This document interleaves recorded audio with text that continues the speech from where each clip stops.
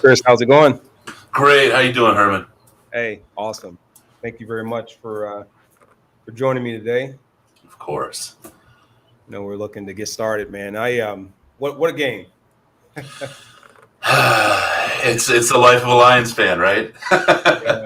Yeah, absolutely. But I want to again thank you again for coming on with me for this more after the game. I've been trying to look at uh, really where does this team go from here. I know that a lot of people have watched over the last 5 games, and they've seen a team that has the heart, seems to want to play hard. They will get into the passion that Coach Campbell has displayed. I think there are going to be those that are going to mock it, but I have a different take on it, and so we'll take it from there. But I just want to get your thoughts, just right now. When you look at this team, what do you think the state of this team is? Sure. I'll start. I just after the Chicago game or the Ravens game, that one just ripped my heart out so much, and it felt so familiar. And I did the calculations, and at that point, we had done 59 post-game shows after a loss since 2015 when we started our podcast. And it's like every time I fire up the studio and sit down to talk about a game, it feels like there's every year there's at least one just heart ripper like that one, right? This week it didn't feel like that, and I think the difference between the game this week and the close loss at the end versus the Ravens is because the Lions should not have won this game. They don't have the talent on the roster. You've got, I think I just saw it was like 17 guys on the injured reserve list, right? I mean, if you look at the salary cap, we're over 50% in dead cap and injured players, people not on the field. You're playing with half the amount of money effectively of the rest of the teams out there.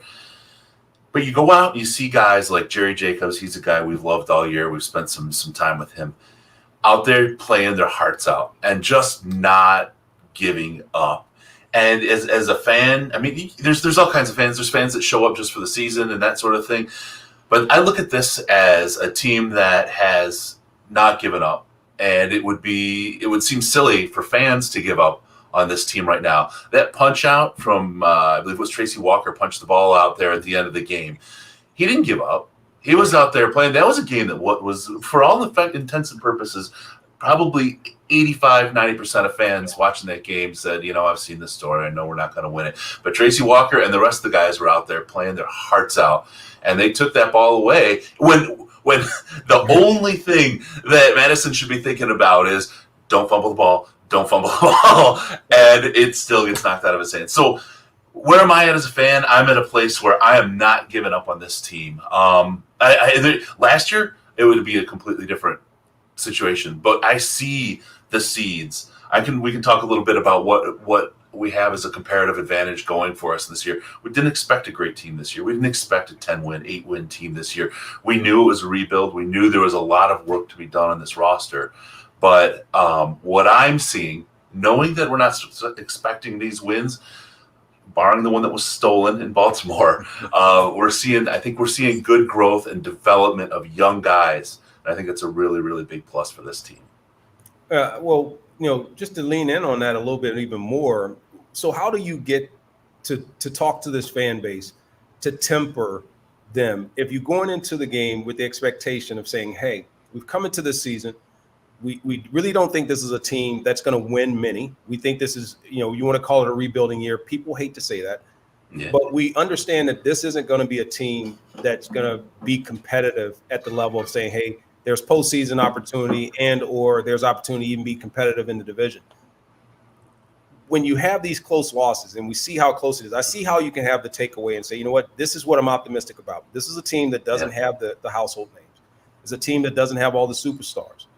But look at how close they are and will be and can be as they continue to solidify all things. Right now, I personally, when I'm looking at this, there's mistakes that are being made. And in fact, during this course of the show, we'll pull up exactly one play that led up into the field goal being kicked at the end, that it's a learning curve. But there's a recognition of what a team is doing to you and what you need to protect so that you can solidify winning a football game. The other one is when you have a coaching staff like this, they understand the importance of them keeping the motivation together for the team. Yeah. They've been players, so they understand how the fans will be. They understand how people will be on board and off board. And they understand some of the comments that are going to come in. So their skin's already been solidified and thickened. For some of these younger players, is how do you not allow that to come in to undo everything that they've done to get to this point of, I think, beyond what many of us thought they would be. Even though they're 0-5, a lot of people say they're not surprised at that. But to say that they are really this competitive and or being in the opportunity to win football games to where they could actually be above 500. Yeah. Oh, absolutely. Right now, absolutely. Yeah. And it would have knocked off a couple good teams. And so 2 or 3 good teams. So this is it's interesting that you would say that. So, going back to, I guess, my original question before that long spill is, where's the balance? Where's the balance for this fan base? Where's the balance for people who are following this team to say, we're going to stay enthusiastic and optimistic about this team? Yeah, you can't find it in wins and losses. You can look at the game again against Minnesota. This is a game we should have probably lost by 21 points on paper before the game started. I mean, if you looked at the Vegas spread, it was 10.5 points in Minnesota's favor. I mean, there was not a good looking line anywhere on there, and they stayed close and they made Minnesota kick a field goal at nothing left in the clock to win the game.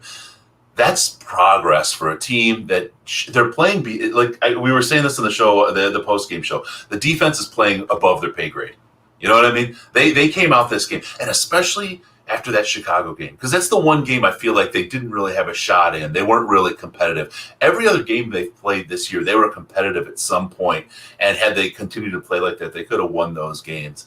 The way you keep it together is you look at how these guys are growing. I talk about, I'm kind of an economics guy.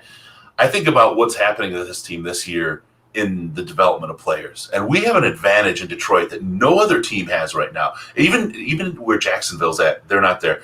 We're forced to put players on the field that otherwise would not get these live fire exercises. They have no opportunity to get on the field and get these kind of reps and this kind of practice. And I'd love to hear from you about how important and different it is in the game versus in practice and all the other, leading up to it. You've seen guys who've only been practice squad guys in your career, how different it is to be on the field playing against players like Adam Thielen, right, as a cornerback, and then having to try to stop those guys as a young player. Everybody has the draft. Everybody has free agency to work in. Every team, and you'll have different layers of value in your GM and front office to be able to work those. But not many teams, if any, have a team to find those diamonds in the rough, those young players, and develop them like we are this year. And while it's a tough year, you're going to see a lot of talent that you otherwise wouldn't see break out. You're going to see guys that are going to make the roster. They're going to play positions for us going forward. Not all of them, but some of them play positions going forward at a place that's going to allow us a whole bunch of extra cap room to get other players to help make this roster better. I think of those 3 spaces, like I said, the draft and free agency and the development. And if you look at these coaches that we have, being former players, knowing what it's like, being able to talk to these players and about these tough situations, what's going on in the media. Remember Johnny Morton on Jay Leno after all the jokes the 2016 year, how tough that was, right? These guys have all experienced it, and they can help these young guys develop in a way that a lot of those coaches out there couldn't. This is an interesting way, just kind of Lions luck, people talk about it being bad, but this is an opportunity I think that most teams don't have that can really, really grow these players. I'd love to know where your head's at on that.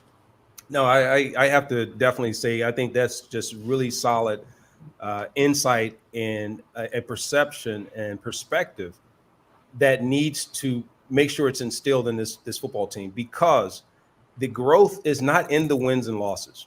That's first and foremost. So anyone who is following this, all the Lions fans, all the players and those that are part of this organization, if there's something to pull out of this, is that you're getting a lot of players experience. And what I see is, if you can get this group to all of a sudden get used to seeing the quality of talent that they're facing right now, and they're having an entire year, not a preseason game, not scripted plays in a preseason, but this is where it really, really matters, where these teams are going to be doing what they need to do to try and win.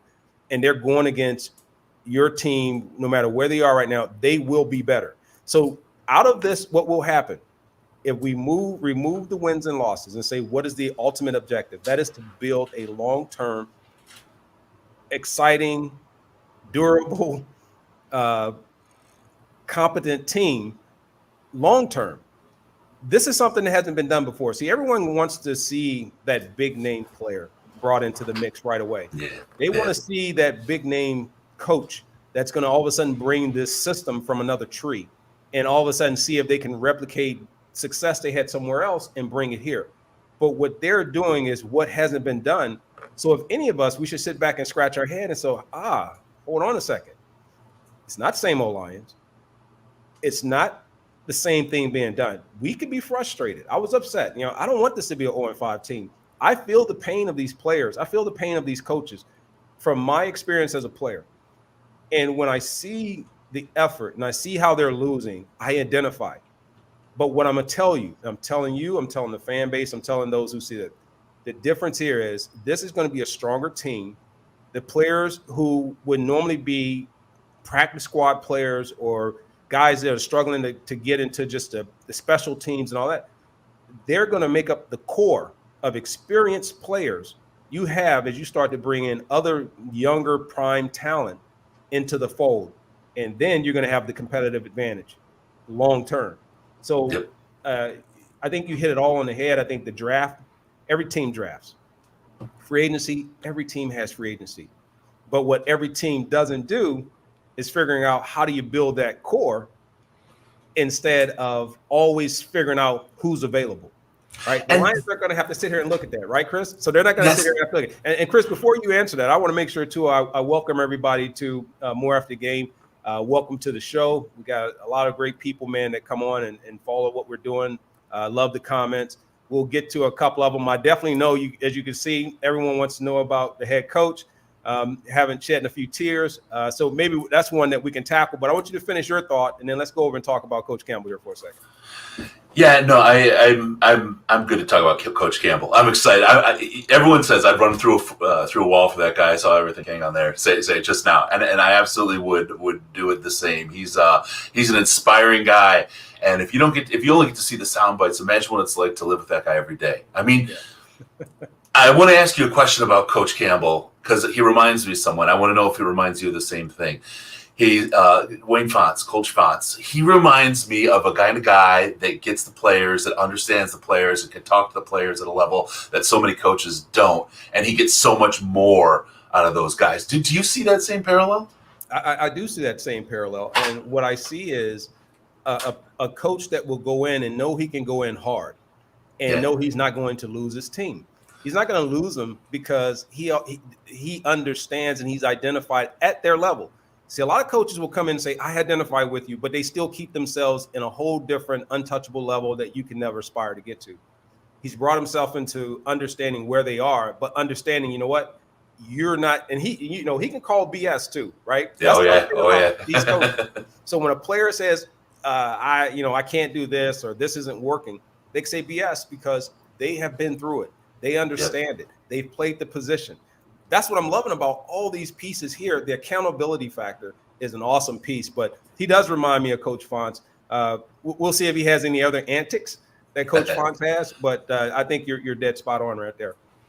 I think, and one of the things is and I know what the key question is about the coach, but one of the things, he leads from the front. We saw it in training camp. First day, he was out there doing up downs with the guys day one. That's credibility that like you see him, he's jacked. The guy's still jacked, right? I mean, you are too, Herman. Let's face it. Well, but he's out there and he lives it still day by day, right? And that's really important. I think the other thing is people talk about wanting that big player coming in. What the coaches staff and what the players today are instilling. You talk about culture in a locker room. This is obviously we need a different shift, and I'm not here to throw shade on last year's regime or anything like that. That's past history, but we needed a change in culture in that locker room, and this never give up. I'm going to grind to the end. I'm never going to stop. I'm Tracy Walker, not going to ball out when the only thing the guy's thinking is just don't fumble the ball and we'll win the game. That kind of attitude is the kind that you build in a locker room, and when new players come in, there's that overwhelming force of that attitude. I don't care who it is that comes in at that point, whether you're drafting a quarterback, whether you're drafting a defensive end, I don't care what you're doing. That person comes in and feels into that culture, or they don't stay around, right? And this is the kind of culture that this foundational work that's being built is huge for this team on a go-forward basis. Right. So let's go ahead and attack this first piece here that everyone's mentioning and talking about Coach Campbell, right? Sure. So they're talking about, here's this guy, and he's crying during this press conference, and I can't tell you how many messages and how many text messages I received, and people say, "Are you seeing this?" And for those who were, I didn't have a time to go through all these rapid fire messages that were coming through to determine exactly what point of view are they looking at this. Now, I'll tell you, and unless you want to go first, kind of what I saw. I'm happy to hear from you. I gleaned from it and what I thought. So you want to go? Or you want me to go? You can go, Herman. I've already got mine locked in. All right. So from my end, when I saw it, I said, "Wow, this is different." I've had coaches cry before. We had a coach who came in, Bobby Ross, and when he cried in our meeting, and he was distraught and upset that he had to step down. He felt that for personal reasons, which became known to me later, there were some health issues, there were some other things that he was dealing with that was beyond just the wins and losses and the frustration that comes with being the pressure of a head coach. And he stepped down. Some people saw that not necessarily as a weakness, but they saw that some thought it was quitting. Some thought it was, here's a coach that's giving up and he can't handle the pressure and all these things. That's one thing.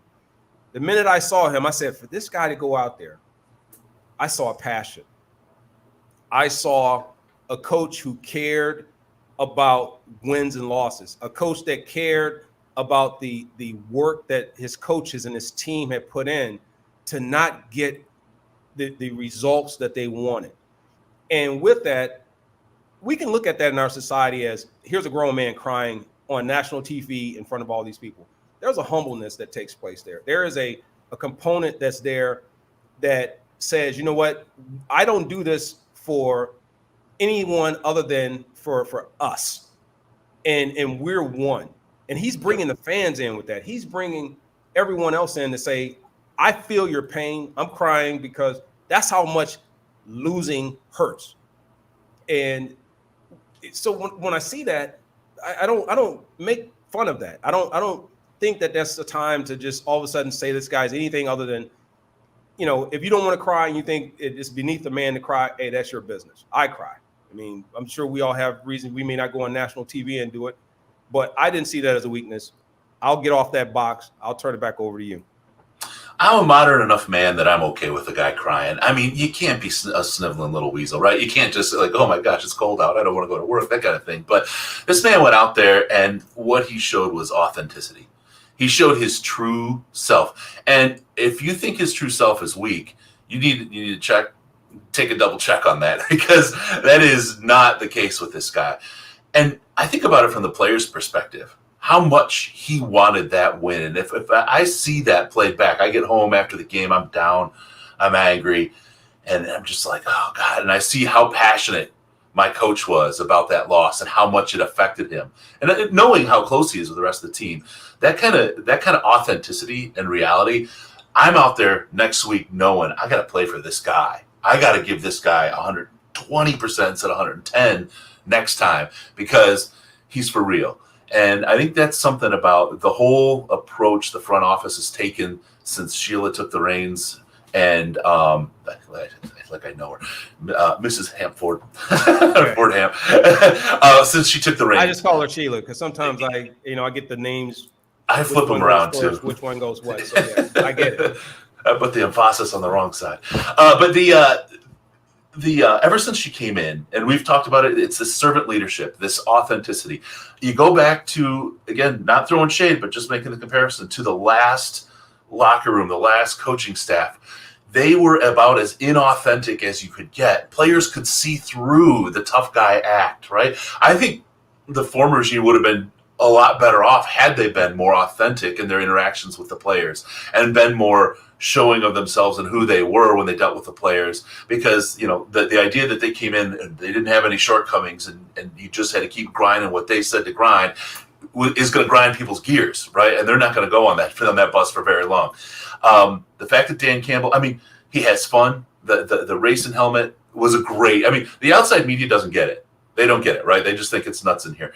But the folks that know Detroit and they get to see Dan Campbell every day and they get to understand the team and what's going on, they realize that this whole front office it's a servant leadership. It's a true team, and the key to that, if you want your people to buy into you as a servant leader, you need to be authentic. The second they think you're lying to them, you lost them. You Right. absolutely lost him. And he is an authentic man, and he was out there telling everybody how much it hurt to lose that game that way. He wants to win. He wanted this. You think back to when he wanted this job, how he got the interview to take this job. He wanted to coach this team. He wants to be the guy to turn this around. There's no more passion out there for the Detroit Lions as a head coach than you'll find in Dan Campbell. And I think that I don't hold the tears against him. People can. That's fine, Right. But I guarantee the people that do, if you want to meet him in the alley behind Ford Field, he's going to take you out, right? Oh, yeah. He's How still weak got he the size is. for that. He's still got the size. Another little piece to throw on there, just bringing in a little bit of my past experience and my being a part of that sport. I can tell you this: the team is going to come closer. The difference I think you're going to see in this coaching staff compared to those who haven't played the game as closely, right? Coaching it and even playing at a different level versus playing it and being successful at the professional level, they're going to understand how to stay the course. That's what's going to be key here. The easy thing is to all of a sudden, how often do we see where coaching staff and the internal workings of a team starts to come apart and unglued because everyone now is trying to appease the external. Now, the fan base is important. The fans are there and they provide a certain energy. They provide a certain spark that allows, it's an energy that you get as a player. But we understand, and those coaches will understand even greater, that no matter what happens, if you believe in what you're doing, you will stay the course. And if you stay the course, you will get to the objective and you will ultimately get to your goal. If you start doing it because you need to look good, you need to feel good in a light, you need to individualize it, it's going to fall apart. I don't see that's not going to happen. And I think too, they don't have the veterans and those who have the ego that says you're messing up my brand. All right. Yep. So because you don't have that either, you have a group of players who are going to buy in and they saying, you know what, I'm all in. We saw it in the play. You talk about Walker and you talk about Swift. You look at how hard these players were running and tackling and stripping and trying to just make something happen, even if everyone else thought it was all lost. That's what I like about this team. That's the excitement I get from it. I know that, again, we want to thank everybody for jumping on. I know we got Super Saiyan Lions. We got Ferg Lions. We got Everything King is always there. We got Here's Johnny. Appreciate that. We got Detroit Lions on the prowl. Hey, the group is here. They're here. They're engaging. Let's go over to Goff. Oh, yeah. Boy, you want to talk about some controversial subjects. And I really didn't want to individualize anyone because I really believe I want to really try and keep this team together, whether it's be by units, whether it be by the team as a whole or something. But you got to pull out some of the individual play. I want you to tell me his trajectory right now, in your opinion. Oh, boy. Based on where he started and the expectations, is he on par? Is he on course? Is he going down? Do you think this is a bump in the road because of the pressure and then some of the things going on with the line? I just want to get your assessment from your perspective. Where's Jared Goff? Jared Goff. Oh, to me, he's frustrating, but not in the way I think a lot of people are saying. He's frustrating because he's so inconsistent. I don't know what I have. And I'm a guy that loves data sets and analyzing data. And I see, and it's not just him that's inconsistent, right? We go back to the 4th and 1 in the Chicago game with Amon-Ra and the throw. He jogged out of it. He rounded out his route. Goff was throwing to a point, and Amon-Ra didn't run his route as tight and crisp and fast as he should have. The ball was where he should have been, right? Now, should Goff have adjusted? We can talk about that, right? But there's other factors. There's other things happening that people, generally don't see on the field. Are we losing games because of Jared Goff? No. Could we win or do better if Jared Goff would play better? Absolutely. We kind of likened it to, how many holes were there on that Titanic, right? And you can plug one, the ship's still going to sink, right? There's a lot of things that need to be worked on. Jared Goff is frustrating to me because I can't say whether he's an absolute keeper or not. He's taken a team to the Super Bowl. Now that team with Matthew Stafford is really performing at a higher level, but I don't think there's any question that Matthew Stafford's a better, quarterback than Jared Goff is. Jared Goff may well be the ultimate bridge quarterback for this team, but we won't know. We don't know until we get the talent around him. And a lot of people talk, hey, we should have gotten Justin Fields. We should have taken him this year. Justin Fields is no way doing any better than Jared Goff out there right now with this team. And I'd like kind of your thoughts, because you've watched rookies come in and have to perform. And I want to think about, just take Jared out of the situation, say Justin Fields playing for us, or we're in the situation we're in right now. What is that going to do to that player going forward? How much can that hurt his development? Is there a timing where you want to replace a player like a quarterback where things are so focused on that singular position? Yeah, so good point. So I saw a few things pop up, and there was some analysis on what many of our audience think about Jared Goff. Some think he's Jekyll Hyde. You got others who say that he stares down his routes. He doesn't look off linebackers, and he's more predictable than you would like. There's a couple things that I see that happens, and when I'm looking at it with a close eye, I go, there's a quarterback that doesn't have confidence in the timing that he's got with the line. I think also there is a piece here that perhaps is being trained or coached to him that you have to pick a side and go, or you have to make some really quick decisions because there isn't the confidence in the receiving unit as of right now to say, I can look off and come back and expect the guy to be where he's supposed to be. Right. I think he's staring the routes down because he wants to see it the whole way through, and he's trying to, instead of throw to a spot, I think at times he's either guiding it or he's just trying to it's just too much of a process that a quarterback supposedly of his stature is having to do at this level. You want to have a quarterback that is around his age to help bring these guys along. I think you look at a Justin Fields, you look at a younger quarterback, and if you have everyone trying to figure it out at once, may not be a good deal, because that person's got to make a lot of line calls. They got to set the tones. They got to be able to be dynamic enough to grow as fast as the system grows. If your receivers and your line outgrow your quarterback and your quarterback starts to struggle, it doesn't help. So I think that's Goff. I'm not as turning sour on it as a lot of the other people are. And I think Matthew playing the way he's playing right now isn't helping. A little salt in the wound, right? Yeah. But it is that. I think there's some concerns. In fact, I want to pull up a play here, like I said, in a moment when we start getting to the defensive side. But I do see the hesitancy of the receivers in and out of their breaks. I do see the inconsistency of depth. I do see the inconsistency of recognizing man versus zone all the time.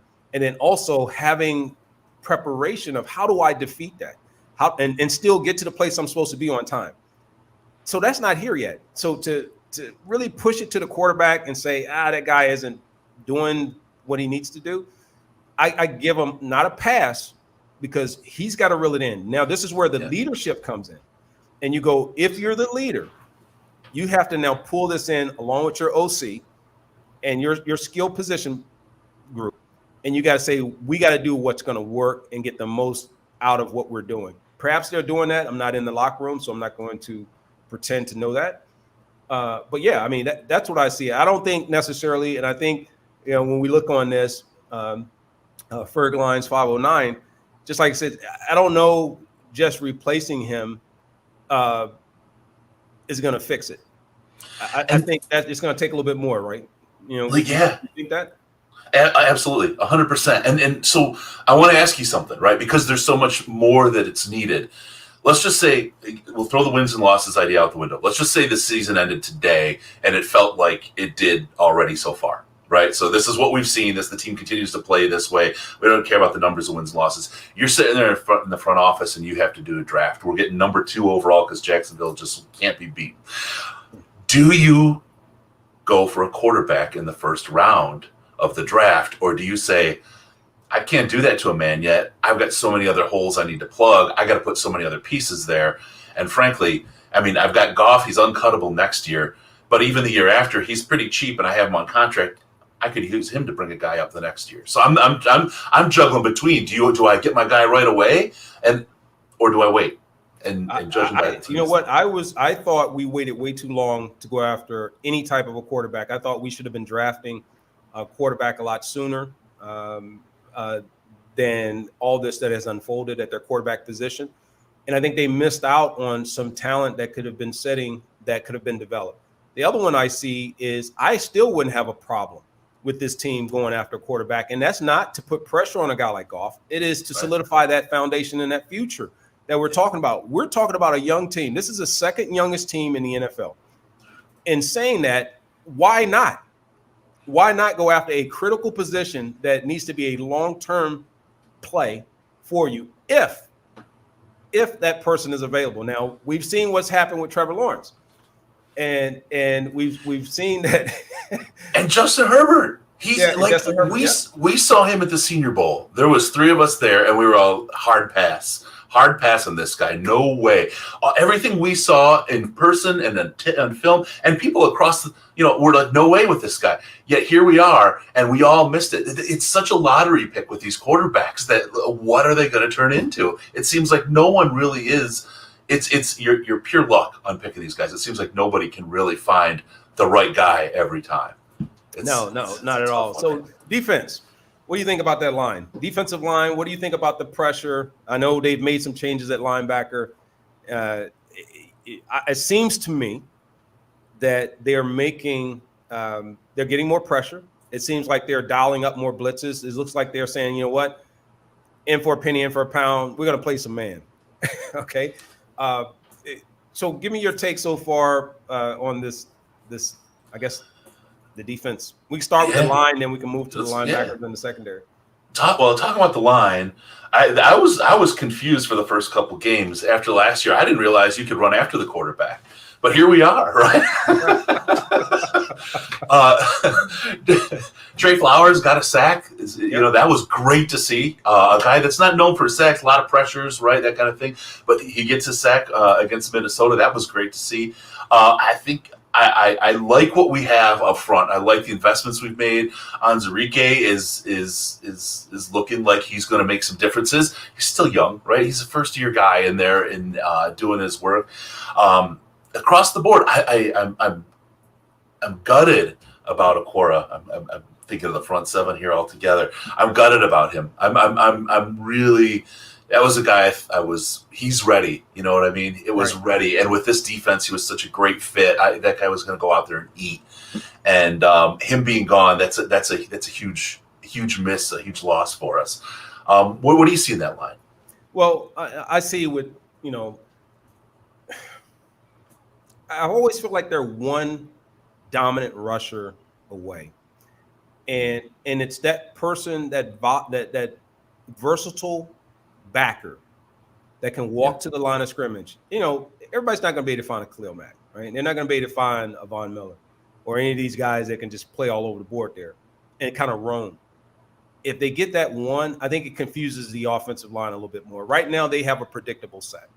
It becomes easy, even if you got a guy like Trey Flowers. And as you mentioned, he's not known to be a sack guy. He's one that wants to command double coverage, and you need still that other player that's going to go in and create havoc and beat the one-on-one.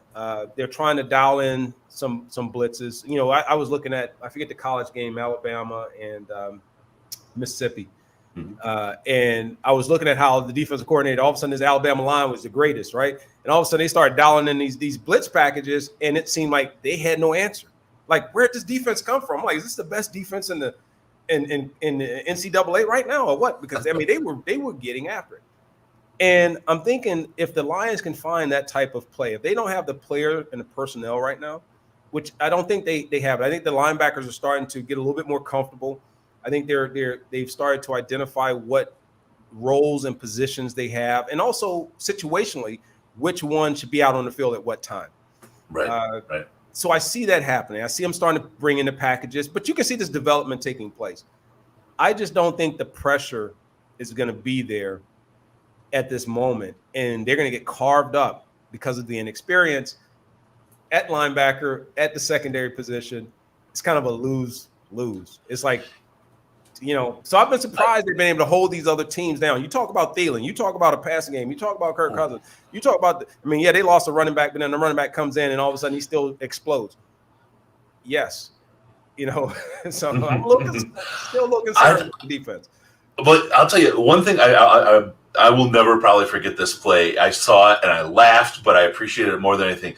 Pennicini was out there. Madison was breaking to the left side of their line, and Pennicini started running, and he was like, "Oops!" And you could just see him adjust his angle. He's like, "Oh, I'm not going to catch him that way. I got to move." And like his shoulders just made like a 30-degree turn, and he's like, working at it. But seeing that work in his head and him doing the geometry in his head while he's doing it, that's great. He's a big boy, and I love seeing a big boy run. I love that kind of stuff. And then it winds up, I believe it was Ancelone that made the tackle on that, so Pennicini didn't have to grind himself out. But the guys are grinding, the guys are making the good move, and I think what we have is a really good core. And I think you're absolutely right about needing that difference maker. Do you think the difference maker is going to be better in the middle or on the outside for this team? Where do you think is going to be most effective if you pick your guy? If I had to pick, it's got to come from the outside. But I will say this, when you talk about Anzalone and just his play, the energy, and where I saw him as being kind of not a liability, but he had some exposure. Yeah. To now he's starting to be an energy guy, and also someone who makes plays and seems to just go after it. And that's what this team is looking for. I think there's going to be leaders by example that are going to happen to break out with this defensive unit. And the other thing, I think the more takeaways they get, the more plays that they make, the more pass defenses that they have in breakup, it starts to become norm. Right now, I talked about this before, Chris. How do you get to norm? Norm meaning we expect to have turnovers. We expect to pressure. We expect to have pass defenses against really good players. We expect to be in the right place at the right time, right? Right now, you almost feel like they're still in that not preventative piece, but it's like, don't make a mistake. Don't give up the big play. Be in the right place you're supposed to be. That's what we look for when we're out there. Yeah. I think with the Ancelone update we've gotten, I think that was a little bit of addition by subtraction. We'll kind of leave that at that for that team. But I like what he's got. I like what he brings. You're right. There's a lot of tentative play, and I think that the tentativeness is going away. But this is where the risk is. The coach keeps talking about we got to stop making those mistakes. That's kind of probably feeding into that mentality. I got to stop making those mistakes. Don't make this. I'm sure you're a golfer too. When you say, don't go to the water, don't hit the water, don't hit the water, that ball's going in the water every time, right? You can't. There is no water, right? You got to pretend you're in the Matrix with the spoon and all that. You can't think about not making mistakes. You just have to play. You just have to go out there and do it. Oh, absolutely. I want to welcome everybody that's here. I know we're trying to do a little quick roll call, but we Kings, welcome. Glad you joined the show. So let's go over to this last one, right? I want to pull up the play. So I'm gonna pull up a play, and I want to be able to show our guests just kind of how I broke down the last play. I know many of you saw that last play that was kicked, so I'm gonna illustrate a little bit here, and so you'll be able to see everything that's kind of happening here.